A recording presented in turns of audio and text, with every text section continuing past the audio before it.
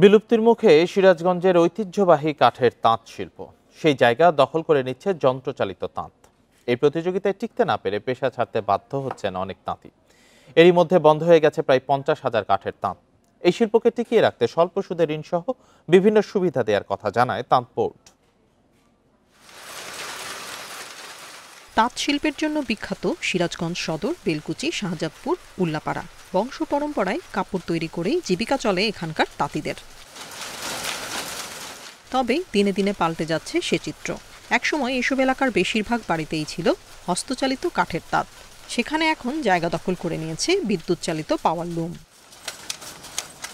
তাঁতিরা বলছেন, কাঠের তৈরি তাঁতে দিনে একটি শাড়ি তৈরি করা যায়, অন্যদিকে পাওয়ার লুমে তৈরি হয় 2 থেকে 3টি শাড়ি। এ কারণে কর্মহীন হয়ে পড়েছেন তারা। পূর্বপুরুষের পেশা ছাড়তেও বাধ্য হচ্ছেন কেউ কেউ। আমরা যে কাপড় বানাই মহাজন বেচাকিনি করতে পারি না, বাজারে তুললে কাপড় নেয় না, সেই কারণে তাঁতঘর বন্ধ। এখন কাপড় নিলে আমাদের 500 টাকা মজুরি, হ্যাঁ, আর পারলামে তো 500 টাকা না, তার 50, 200 টাকা 250 টাকা মজুরি দেয়। ফেরা ডেলে দিন 3 পিস করে নামায়। ব্যবসায়ীরা বলছেন, নানা ধরনের পোশাকের ভিড়ে শাড়ির চাহিদা আগের মতো নেই।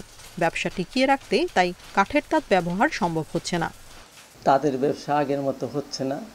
কাঠের তাঁতগুলি শ্রমিক অভাবে, পুঁজির অভাবে বন্ধ হয়ে গেছে। বিক্রি না হলে কিন্তু নুন তুলতে করা যায় না। তো এই যে অবস্থাগুলো রয়েছে, এই জন্য আমাদের এই কাঠের যে তাঁতগুলো ছিল, যাকে জাপানি তাঁত বলা হয়, এগুলো আস্তে আস্তে বিলুপ্ত হয়ে গেছে। এদিকে তাঁত শিল্প রক্ষায় কম সুদে ঋণ এবং প্রণোদনা দেয়া হচ্ছে বলে জানায় তাঁত বোর্ড।